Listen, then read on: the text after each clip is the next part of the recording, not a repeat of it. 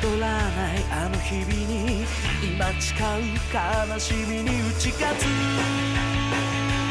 こと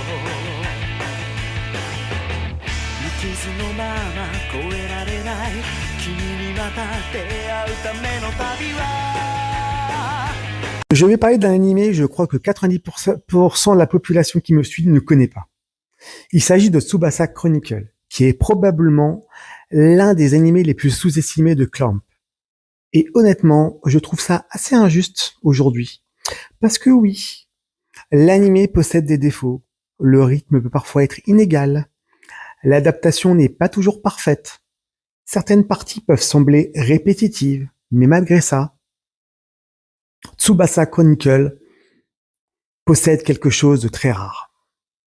Une véritable âme.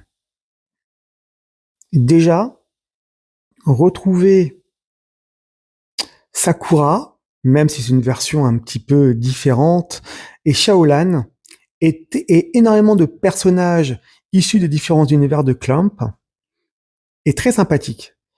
Non, je n'aborderai pas ici X. Si vous voulez que j'aborde X de Clamp, demandez-le moi, je le ferai plus tard. Mais en fait, on suivait beaucoup de différents univers de Clamp dans une œuvre plus mature, mélancolique, voire parfois sombre. Et ça crée déjà quelque chose de fascinant. Et le vrai point fort de Tsubasa Chronicle, c'est également son ambiance. Cette sensation permanente de voyage, de solitude, de nostalgie, de tristesse douce. L'animé dégage presque une mélancolie poétique permanente.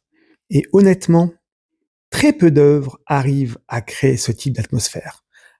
Tout comme Sakura précédemment, je trouve qu'il était important de un petit peu réévaluer un peu ces séries. L'autre élément absolument incroyable, c'est évidemment la musique. La bande-son de Yuki Kajiura est magnifique. Certaines musiques donnent tout simplement, encore aujourd'hui, des frissons. Une sensation de voyage, bien évidemment, et parfois une vraie émotion nostalgique. Et plus l'histoire avance, plus l'animé devient profond, émotionnellement. Au début, on pense simplement regarder une aventure fantasy assez classique.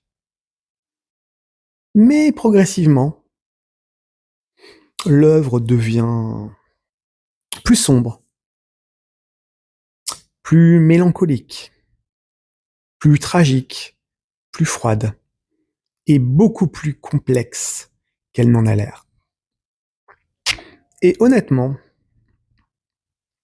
je pense que Tsubasa Reservoir Chronicle souffre surtout d'un problème de reconnaissance.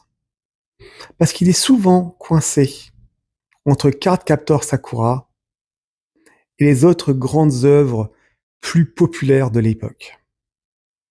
Alors qu'en réalité, l'anime possède une identité extrêmement forte et une ambiance quasiment unique.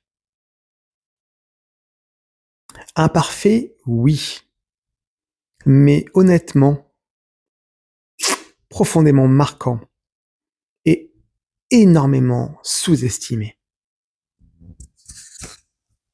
Il me semblait important de faire une réhabilitation, puisque c'est un petit peu l'objet de ma chaîne, entre autres choses. Donc écoutez, donnez-moi votre avis, ceux qui l'ont vu.